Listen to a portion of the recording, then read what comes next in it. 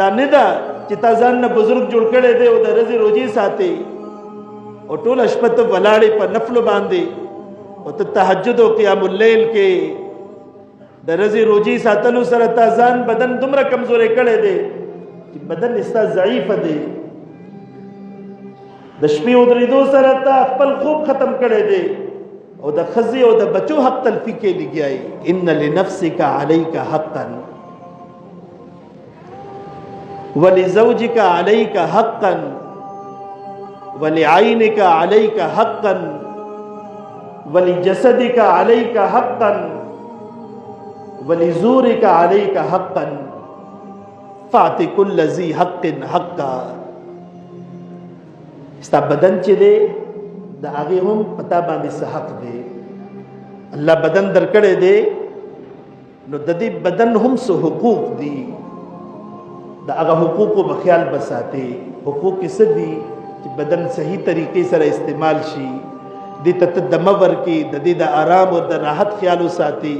لکه څرنګه یو مشین وي او هغه په یو ترتیب باندې چلیږي، کله ورته سړی دمه ورکوي، کله یې روان ساتي، کله د هغې د خشکۍ او د ترۍ خیال ساتي. دا ټولې خبرې دغه رنګې ستا د سترګې پتا باندې حق دی، ستا د جسم پتا باندې حق دی. ولزوجک علیک حقا ستا د ښځې پتا باندې حق دی. ولزورک علیک حقا ستا د مېلمه پتا باندې حق دی. دا نه ده چې تا ځان نه بزرګ جوړ کړی دی او د ورځې روزي ساتي او ټوله شپه ته ولاړې په نفلو باندې او ته تهجد او قیام اللیل کې د ورځې روزي ساتلو سره تا ځان بدن دومره کمزورې کړی دی چې بدن ستا ضعیف دی. د شپې ودرېدو سره تا خپل خوب ختم کړی دی او د ښځې او د بچو حق تلفي کې لګیایي. فاعط کل ذی حق حقا. بدن ته د هغې حق ورکا، سترګې ته د هغې حق ورکا، ښځې ته د هغې حق ورکا، مېلمه ته د هغې حق ورکا.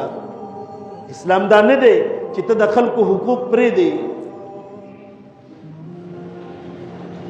او ته صرف الله عبادت راونیسې چې بس صرف زه به مونځ کوم او اودس به کوم او روژه به ساتم او دا نور تا نه ښځه مې هېره ده، بچي مې هېر دي، مور او پلار هېر دي، رونه خویندې در نه هېر دي، معاشره در نه هېره ده.